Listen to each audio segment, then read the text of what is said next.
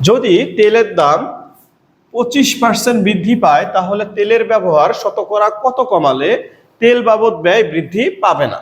তাহলে এখানে কথা হচ্ছে তেলের দাম পূর্ব মূল্য যদি 100 টাকা হয় তখন তার বর্তমান মূল্য হয়ে গেছে আমাদের 125 টাকা। তাহলে আমাকে তেলের ব্যবহারটা কমাইতে হবে, কত পরিমাণ কমাইলে তেলের ব্যয়টা বৃদ্ধি পাবে না, অর্থাৎ তেলের আমাদের ব্যয় যেটা সেই ব্যয়টা বৃদ্ধি পাবে না। কোশ্চেনটা আসছে 36তম BCS এ। তা আমরা এটার অ্যান্সারটা বের করার জন্য একদম শর্টকাট একটা ফর্মুলা অ্যাপ্লাই করব।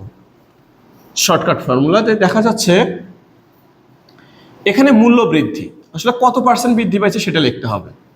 তাহলে মূল্য বৃদ্ধি তার নিচে হবে 100 যোগ মূল্য বৃদ্ধি,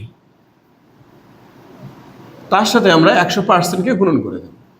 তাহলে মূল্য বৃদ্ধি কতটুকু হয়েছে? 25%। তাহলে উপরে 25, নিচে 100 যোগ কত হবে? মূল্য বৃদ্ধি কত পার্সেন্ট? 25%। তার সাথে আমাদের 100 গুণন হয়ে যাবে।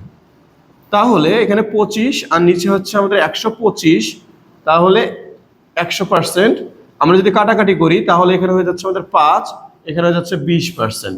অর্থাৎ তাহলে আমরা তেলের খরচ বা ব্যবহারটা আমাদেরকে কমাইতে হবে 20%। যদি এই কোশ্চেনটা আবার ভিন্নভাবে বলে, এবার যদি বলে যে তেলের দাম 20% কমে যায়, 20% কমে 25% যদি কমে যায় তাহলে তেলের ব্যবহার কত বৃদ্ধি করলে খরচ বা ব্যয় বৃদ্ধির জায়গায় আবার হ্রাস পাবে না।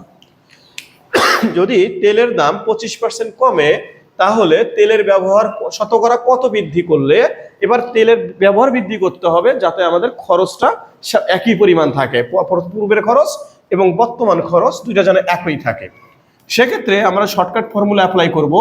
মূল্য বৃদ্ধি উপরে যেমন ছিল তেমনই থাকবে, নিচে শুধু মূল্য হ্রাস হয়ে যাবে। মূল্য বৃদ্ধিটা যে পরিমাণ মূল্য বৃদ্ধি পাচ্ছে যত পার্সেন্ট, সেটা 100-র সাথে মাইনাস হয়ে যাবে, বাকি সবকিছু সেম থাকবে আমাদের। তাহলে যদি আমরা দেখি এখানে উপরে 25 নিচে 75 গুণন 100%, তাহলে যদি কাটাকাটি করা যায় 3 দিয়ে যদি 100-কে ভাগ করা যায় এটা 33 সমস্ত 1/3%।